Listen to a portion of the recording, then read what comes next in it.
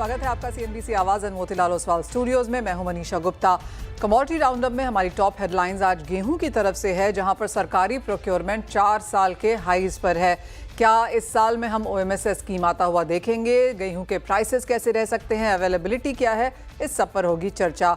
साथ ही बात करेंगे यहाँ पर डायमंड्स की, जहाँ पर फेस्टिवल सीजन अगले हफ्ते से शुरू हो जाएगा, और साथ ही यहाँ पर प्राइसेस कैसे हैं, किस तरह की मांग निकल के आ सकती है ज्वेलरी के लिए, इस पर भी होगी चर्चा। इन सब पर बात करने के लिए हमारे साथ हैं निर्मल बांग के vice president head of commodities research Kunal Shah, fine star jewellery के डायमंड एंड सीईओ नीलेश शाबरिया, साथ ही हमारे साथ जुड़ेंगे WPPS के चेयरमैन अजय गोयल। आप सभी का कार्यक्रम में स्वागत है। और शुरुआत यहाँ पर सबसे पहले गोल्ड के साथ कर लेते हैं। कुछ मुनाफा वसूली कुणाल यहाँ पर देखने को मिली है। जिस तरह से हमने ट्रेड एग्रीमेंट्स पर ट्रेड एग्रीमेंट होता हुआ देखा है, चाहे वो यूके के साथ, latest European union, Japan, Philippines, Indonesia, इस सब की वजह से जो सेफ हेवन बाइंग सोने में आती हुई नजर आई थी, वो थोड़ी सी गायब हुई है। एंड एब्सोल्युटली आप लगातार हमें बताते भी रहे हैं कि गोल्ड एक बाइंग अपॉर्चुनिटी फिलहाल यहाँ पर नहीं है। तो जिस तरह की गिरावट यहाँ पर देखने को मिली है, 3350 एक रेजिस्टेंस के तौर पर है, यहाँ से क्या करने की राय देंगे? आई थिंक ये हफ्ता बहुत ज़्यादा इवेंटफुल रहेगा। फेड की speech, job data, inflation data सब एक साथ में है। सो मेरा मानना ऐसा है, कहीं डिप पे ऑलरेडी गोल्ड में एक अच्छा करेक्शन आ गया है, और उसके चलते हुए डिप पे बाय करने का मेरा व्यू रहेगा। सो 97,500 के आसपास आप ट्रेडिंग के लिहाज से ये हफ्ते में बाई कर सकते हो। पुल बैक में आपको 98,800 900 तक गोल्ड के प्राइस जाते हुए देखने मिल सकते हैं। So I'm expecting some pullback in gold prices.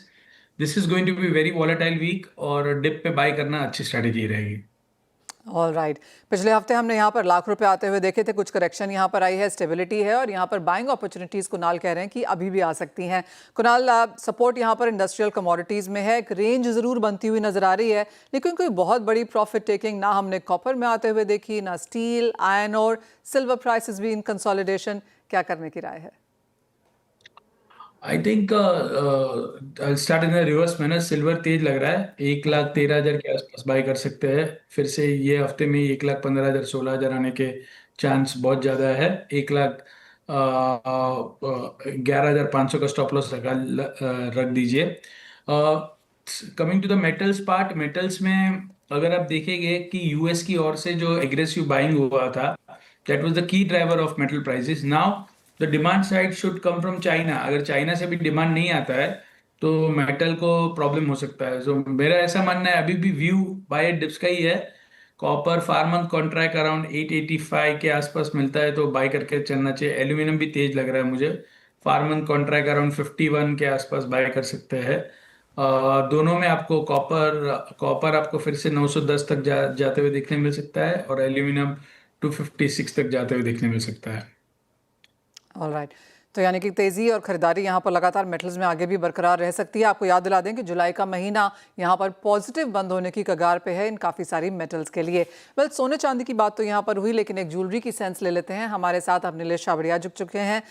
Nilesh जी नमस्कार। और जून इतना कोई खास नहीं था, जुलाई में हल्का सा अपटेक देखने को मिला है, लेकिन बाजार को लगता है कि अगस्त से लेकर अक्टूबर तक, यानी फेस्टिवल्स और शादियां और फिर दिवाली तक यहाँ पर मांग बढ़ सकती है। किस तरह की strategy as an industry segment आप यहाँ से बनता हुआ देखते हैं? First of all thank you for having me, and from my perspective मुझे क्या लग रहा है, जिस तरह से डायमंड की बिजनेस चल रही है, द डायमंड प्राइसेस जो लास्ट 1-2-3 साल से थोड़ा गिरावट आई है, उसका आपको बेनिफिट ये मिलेगा कि the prices have become more lucrative, and वो the jewellery business in general will become quite lucrative in the coming season जो भी आएगा आपके लिए। In fact, from a trade perspective also, आपका यूके में अभी अपना जो ट्रेड डील हुआ है with zero tariff, which will increase our business with the UK market as well.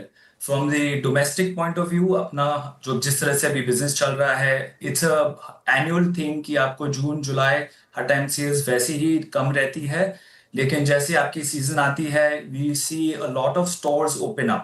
आपके बहुत सारे ब्रांड्स आ गए हैं, जो लोकली चेन स्टोर्स बहुत सारे खुल रहे हैं। Lot of lab grown jewellery brands also opening up. Natural diamond business का भी एक बहुत अच्छा इंक्रीमेंटल हो रहा है। So from a bridal and a sales business, आप मुझे लग रहा है कि आपको ये ग्रोथ इस कमिंग फ्रॉम अगस्त ऑनवर्ड्स से September till all the way till December, you will feel कि एक अच्छा खासा आपको सेल स्प्लर्ज मिलेगा आपको। नीलेश, जैसे आपने कहा पिछले 2 साल प्राइसेस या डिमांड दोनों ही हिसाब से अच्छे नहीं थे, लेकिन इस साल एक कंसोलिडेशन इवन हल्की सी बढ़त यहाँ पर देखने को मिली है। कौन सी कैटेगरी विद इन डायमंड्स बेहतर करती हुई नजर आ रही है? That's part one. दूसरा ये कि जिस तरह से सोने के प्राइसेस में हमने ऑल टाइम हाइज बनते हुए देखे हैं, क्या उसका फायदा अब यहाँ पर डायमंड्स उठाते हुए नजर आ रहे हैं? एंड पार्ट थ्री, अब क्योंकि 18, 14, 9 कैरेट भी आ चुका है इन सेंस ऑफ गोल्ड, आपको लगता है lower gold caratages and higher diamond, क्या ये एक कॉम्बिनेशन है? ओ वेल, आई थिंक आप बहुत अच्छी जगह पे आपने बताया मुझे, क्योंकि एक 18 केटी और एक 14 केटी और एक 12 केटी का जो कैटेगरी है, उसमें आप जब ज्वेलरी बनाते हो सो आपके पास अपॉर्चुनिटी मिलती है कि आपका एक टोटल सम होता है, एक अमाउंट ऑफ बजट होता है आपको एक ज्वेलरी पीस खरीदने के लिए। जैसे शादियों में आपके लिए नेकलेसेस, इयररिंग्स और बैंगल्स, आप जो भी कुछ खरीदते हैं, जो बनवाते हैं, वो आपको मेन आपका गोल्ड अगर ज्यादा प्राइस खींच जाता है तो आपके डायमंड पे अफेक्ट करता है। बट नाउ बिकॉज अपने आपने देखा है कि 18 और 14 केटी की जो आप ज्वेलरी बनाते हो वो उतना ही स्ट्रांग हो रहता है आपके नॉर्मल ज्वेलरी में। सो नाउ वो वाला बेनिफिट आपको लेना पड़ेगा because of the price incremental in the gold part of it. तो ये चीज तो आपको ये बेनिफिट मिलेगा ही। साथ में जैसे diamonds have become more affordable with a little drop that has come along, तो एक अच्छा तरह का इन्वेस्टमेंट भी आ जाता है और आपके मूवमेंट भी आपको उसमें मिलेगी। मेन तो जिस तरह से मार्केटिंग बढ़ने वाली है और जिस तरह से एक वेंचर कैपिटलिस्ट फंडिंग बहुत सारे ब्रांड्स को मिल रही है ये ज्वेलरी और जेम एंड ज्वेलरी सेक्टर में, वो आपके लिए भी एक अच्छी तरीके से हेल्पफुल होगा। बिकॉज उस तरह से मोर स्टोर्स खुलेंगे, हर ब्रांड और मार्केटिंग करेगी, मोर एडवर्टाइजिंग करेगी, and will make it more lucrative and interesting for the buyers specially, और designs are also becoming more interesting. तो ये सब चीजें, सारी चीजें साथ में आके एक पॉजिटिव आउटलुक दे रहा है आपको diamond jewellery point of view से। नीलेश, एज आई आस्क्ड कि कौन से कैरेटेजेस डायमंड में यहाँ पर बेहतर कर रहे हैं? क्या ये स्मॉलर पीसेज हैं जो ऑफ कोर्स मासेस के हिसाब से यहाँ पर जाते हैं, या बड़े वाले चंकी कैरेटेजेस हैं? और कौन सी ज्योग्राफीज बेटर करती हुई नजर आ रही हैं फॉर इंडियन मार्केट्स? सीधे इंडियन मार्केट बहुत ही एक डाइवर्स मार्केट है। सम कैटेगरी ऑफ अब ज्वेलरी में तो आपके ऑब्वियसली जो स्मॉल साइज डायमंड और डोजियर जैसे कहते हैं, जो आपके 30 pointers all the way to 90 pointer होते हैं, वो आपकी ज्वेलरी में लगते हैं, तो चंकी पीसेस लगते हैं, आपकी नेकलेसेस और बड़े बैंगल्स में काम में आते हैं। अब ये जो एक यूएस का जो कॉन्सेप्ट था ऑफ एंगेजमेंट रिंग्स बनने के, जो पहले हम लोग सिर्फ बेसिक 4 प्रोंग 4 डायमंड छोटे डाल के रखते थे, लेकिन इस जैसे अपनी as a country we are growing, तो हमारी जो एक अपेक्षा और एक इंटरेस्ट आती है towards getting a solitaire in your engagement ring.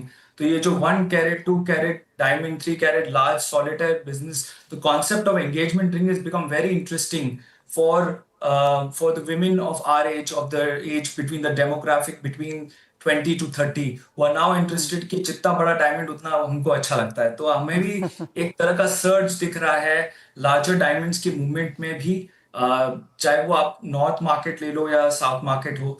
सी जैसे आप south market is more known for higher colour and higher clarity, और उनके लिए फिर आप जब जब उनको वीवीएस डीईएफ कलर के अच्छे क्लैरिटी के अच्छे स्टोन चाहिए होते हैं, तो वो जब एंगेजमेंट रिंग लेते हैं वो कोशिश करते हैं कि वो 1 कैरेट या 2 कैरेट के रेंज में टिपिकली रहते हैं।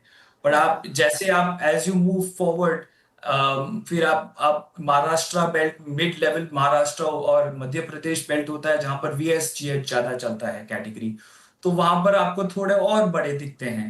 And as you go little more north, जहां पर थोड़ा हल्का कलर क्लैरिटी भी चलता है, वहां पर 5 कैरेट 10 कैरेट के डायमंड एंगेजमेंट रिंग्स भी अच्छे खासे बिक रहे हैं।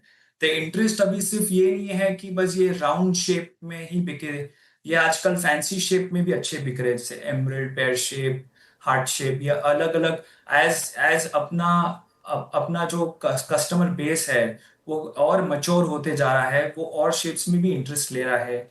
और आपके सेलिब्रिटीज, जिस तरह के इंटरनेशनल सेलिब्रिटीज हो या इंडियन सेलिब्रिटीज हो, वो अलग अलग शेप लेते हैं, तो वो भी एक तरह का इन्फ्लुएंस करते हैं to try to be unique. और हर औरत चाहती है मैं एक यूनिक बनूं, मेरा जो मेरे जो एंगेजमेंट रिंग है वो मास्टरपीस पीस हो। तो ये सब चीजें एब्सोल्युटली। सारे बिजनेसेस को हेल्प कर रहे हैं। चाहे वो आपके इंटरनेशनल सेलिब्रिटीज हो या इंडियन सेलिब्रिटीज हो, जितनी उनकी शादियां होती है और अच्छे एंगेजमेंट रिंग बिकते हैं, that becomes more exciting for the Indian sector and Indian women also to be excited to get those rings as well. Oh well absolutely, big fat Indian weddings को कौन पीछे छोड़ सकता है। जैसे आपने कहा, एब्सोल्युटली डिमांड यहाँ पर बढ़ती हुई नजर आ रही है और एस्पिरेशन लेवल्स ऑफ कोर्स यहाँ पर बिगर पीसेस के लिए हैं। नीलेश, बहुत शुक्रिया साथ जुड़ने के लिए एंड वो पूरा डायमंड का बिजनेस भी समझाने के लिए। तो क्लियरली जहाँ तक गोल्ड, सिल्वर एंड डायमंड्स की बात है, अगस्त ऑनवर्ड्स यहाँ पर मांग बढ़ने की एक्सपेक्टेशन है। इन्वेस्टमेंट के तौर पर तो है ही, और साथ ही साथ जो ब्राइडल वेयर है उसकी भी यहाँ पर डिमांड निकलने की एक्सपेक्टेशन। वेल, ये तो बात हुई सोने चांदी डायमंड की, लेकिन एक नज़र यहाँ पर क्रूड पर डाल लेते हैं। और लास्ट वीक हमने प्राइसेस में गिरावट देखी थी, 1% की गिरावट ब्रेंट में और 3% तक यहाँ पर WTI फिसला था।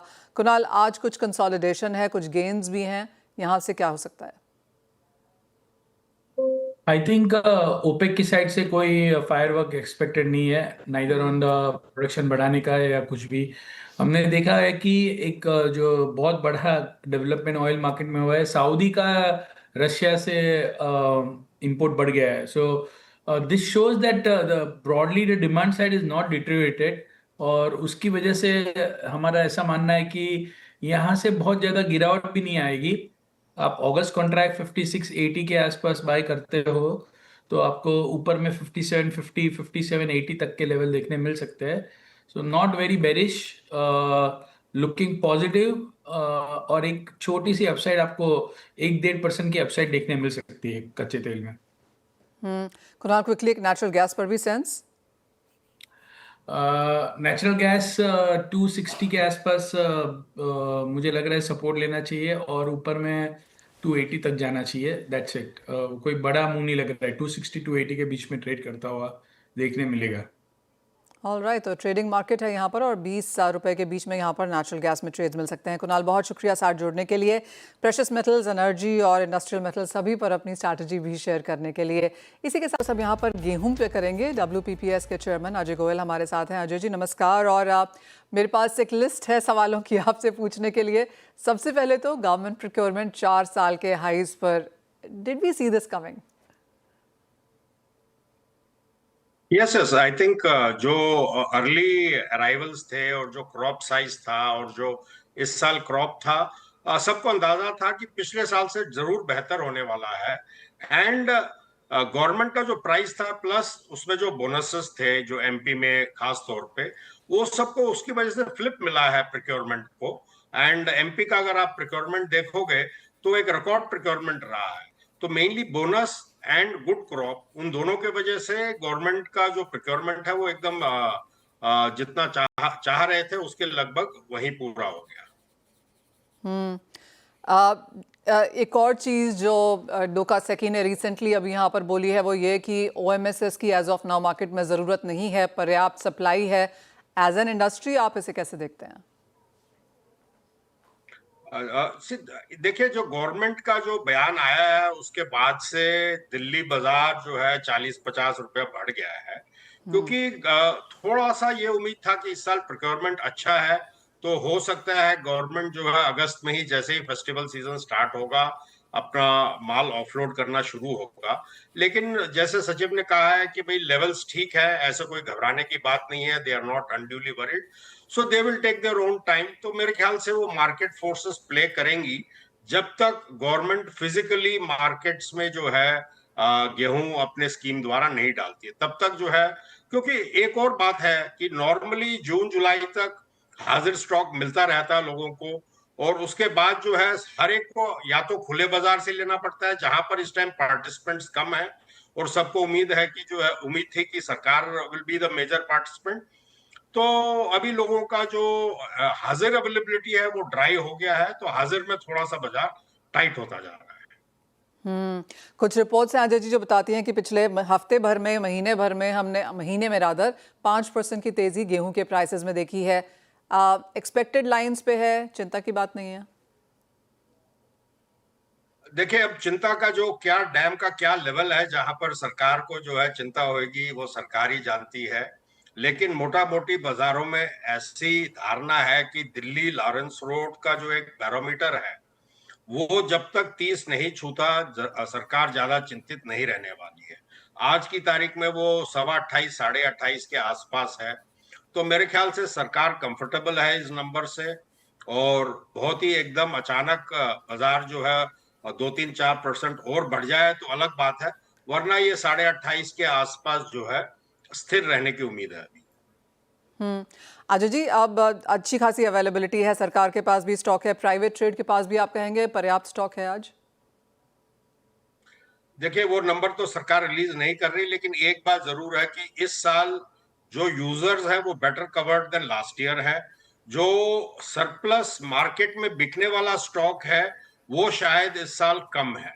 जो यूजर्स के पास अपने यूज के लिए स्टॉक है वो पिछले साल से ज्यादा है, लेकिन जो ट्रेडिंग कम्युनिटी है, जो प्योर ट्रेड के लिए जिन्होंने पोजीशन ली है या स्टॉकिंग की है, वो स्टॉक इस साल जरूर कम है। और वो आप क्यों मानते हैं ऐसा? आप कह रहे हैं कि इंडस्ट्री के पास, प्राइवेट ट्रेड के पास यहाँ पर स्टॉक अच्छा है, लेकिन ट्रेडिंग कम्युनिटी, क्या उनका इंटरेस्ट नहीं है या फिर माल नहीं है? नहीं, देखिए, ज्यादा गेहूं तो सरकार ने खींच लिया, खासतौर पे जी। एमपी और कुछ। दूसरा जो है, जो यूजर्स है, चाहे बिस्किट ब्रेड मैन्युफैक्चरर्स हो या मिलर्स हो, उन्होंने अपने पोजीशन को प्रोटेक्ट करने के लिए इस साल ज्यादा स्टॉकिंग किया है over than last year, about 20-25%, 15-20%। They are better covered this year, last year के जो अप डाउन को देखते हुए। लेकिन जो मार्केट पार्टिसिपेंट्स हैं, जो प्योर ट्रेडर्स हैं, उन्होंने इस साल स्टॉक कम किया है ओवर लास्ट ईयर। तो मार्केट पार्टिसिपेंट जिनको हम कहते हैं, जो कंटिन्यूसली राउंड द ईयर 8-9 महीने जो है बाजार में सप्लाई इंश्योर करते हैं, उनके पास स्टॉक कम है।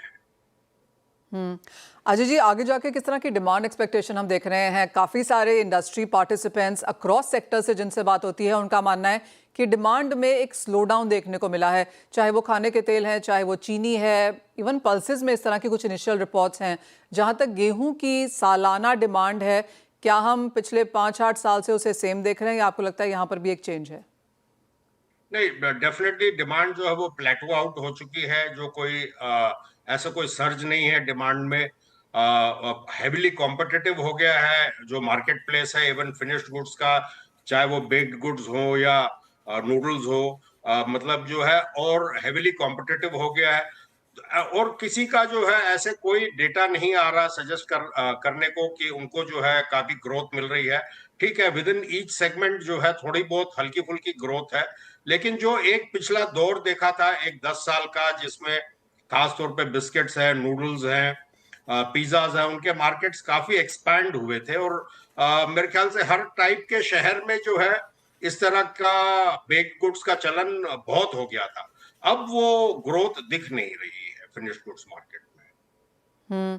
सो just to get in a percentage point, Ajay ji, किस तरह की ग्रोथ हमने लास्ट ईयर या जैसे आपने कहा पिछले 10 सालों में अच्छी खासी ग्रोथ थी, तो ये ग्रोथ कैसी थी? और अगर आप एक सेंस बना सकें कि आने वाले कुछ सालों में किस तरह की ग्रोथ रह सकती है, परसेंटेज टर्म्स में वो कैसी दिखती है?